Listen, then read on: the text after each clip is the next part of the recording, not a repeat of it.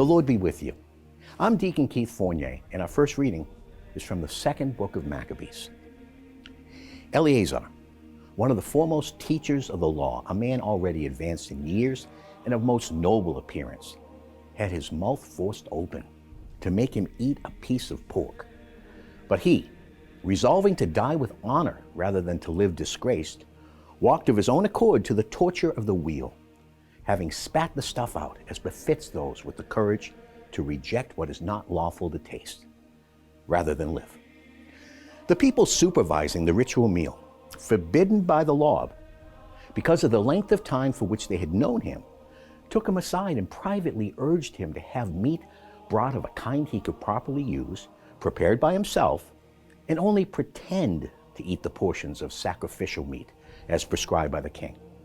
This action would enable him to escape death by availing himself of an act of kindness prompted by their long friendship. But having taken a noble decision worthy of his years, and the dignity of his great age, and the well-earned distinction of his gray hairs, worthy too of his impeccable conduct from boyhood, and above all of the holy legislation established by God himself, he answered accordingly, telling them to send him at once to Hades. Pretense, he said, does not befit our time of life.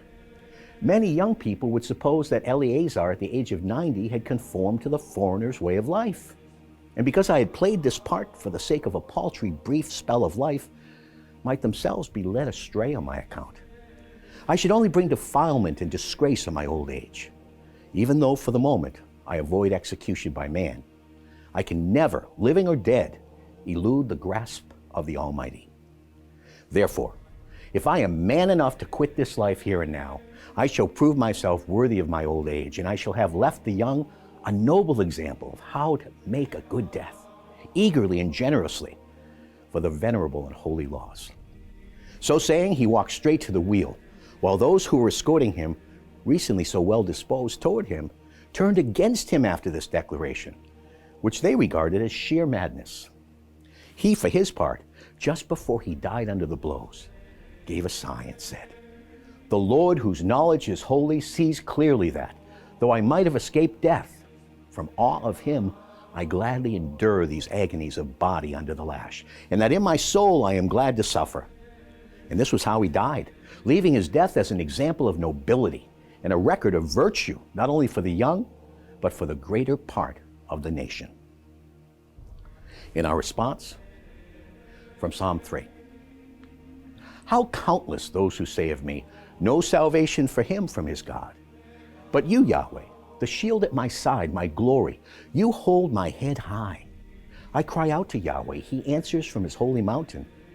As for me, if I lie down and sleep, I shall awake, for Yahweh sustains me. I have no fear of people in their thousands upon thousands who range themselves against me wherever I turn. Arise, Yahweh, rescue me, my God. You strike all my foes across the face. You break the teeth of the wicked, and in Yahweh is my salvation. On your people, your blessing. A reading from the Holy Gospel according to St. Luke.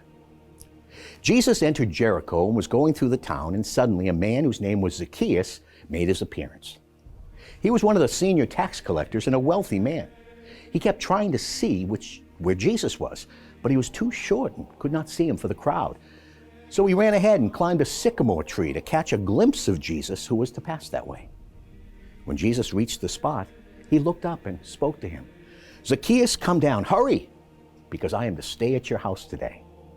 And he hurried down and welcomed him joyfully. They all complained when they saw what was happening. "He has gone to stay at a sinner's house," they said. But Zacchaeus stood his ground and said to the Lord, "Look, sir, I'm going to give half my property to the poor, and if I've cheated anybody, I will pay him back 4 times the amount."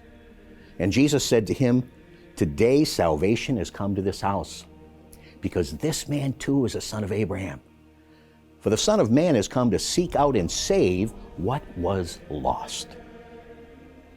The Gospel of the Lord.